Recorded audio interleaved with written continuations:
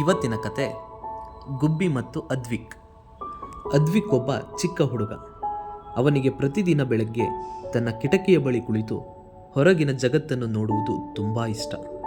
ಅವನು ಪ್ರತಿದಿನ ಒಂದು ಚಿಕ್ಕ ಪಾತ್ರೆಯಲ್ಲಿ ಅಕ್ಕಿ ಕಾಳುಗಳನ್ನು ಇಟ್ಟುಕೊಳ್ಳುತ್ತಿದ್ದ. ಒಂದು ದಿನ ರೆಕ್ಕೆ ಅಲುಗಾಡುತ್ತಿದ್ದ, ಸ್ವಲ್ಪ ಗಾಯಗೊಂಡಂತೆ ಕಾಣುತ್ತಿದ್ದ ಒಂದು ಗುಬ್ಬಚ್ಚಿ ಕಿಟಕಿಯ ಅಂಚಿಗೆ ಬಂದು ಕುಳಿತಿತು. ಅದ್ವಿಕ್ ಏನು ಮಾಡದೆ ಶಾಂತವಾಗಿ ಕುಳಿತು ಗುಬ್ಬಚ್ಚಿಯನ್ನು ವೀಕ್ಷಿಸುತ್ತಿದ್ದ. ಆಗ ಅವನಿಗೆ ತನ್ನ ಅಜ್ಜಿ ಹೇಳಿದ ಮಾತು ನೆನಪಾಯಿತು. ಕರುಣೆಗೆ ಯಾವ ಶಬ್ದನೂ ಬೇಡ ಮಗ ಎಂದು. ನಿಧಾನವಾಗಿ ಅವನು ಅಕ್ಕಿ ಕಾಳುಗಳನ್ನು ಗುಬ್ಬಚ್ಚಿಯ ಹತ್ತಿರ ಇಟ್ಟ. ಗುಬ್ಬಚ್ಚಿ ಚಿಲಿಪಿಲಿ ಎಂದು ಧ್ವನಿ ಮಾಡುತ್ತಾ ಕಾಳುಗಳನ್ನು ತಿನ್ನತೊಡಗಿತು. ಆ ದಿನದಿಂದ ಗುಬ್ಬಚ್ಚಿ ಪ್ರತಿದಿನ ಬರುತ್ತಿತ್ತು. ಅದ್ವಿಕ್ ಅದಕ್ಕೆ ಚಿಕ್ಕಿ ಎಂದು ಹೆಸರಿಟ್ಟ.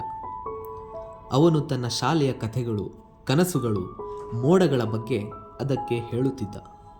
ಗುಬ್ಬಚ್ಚಿ ಮಾತನಾಡದಿದ್ದರೂ ಕಣ್ಣಲ್ಲಿ ಆತ್ಮೀಯತೆ ತುಂಬಿತ್ತು.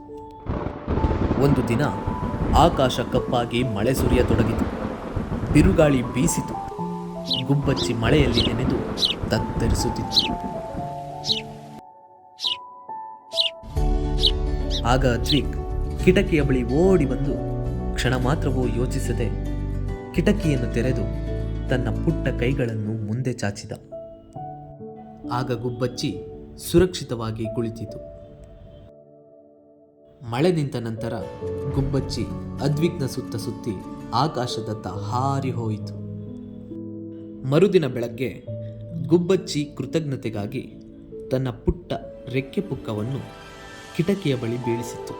ಇದನ್ನು ನೋಡಿ ಅದ್ವಿಕ್ ನಕ್ಕ.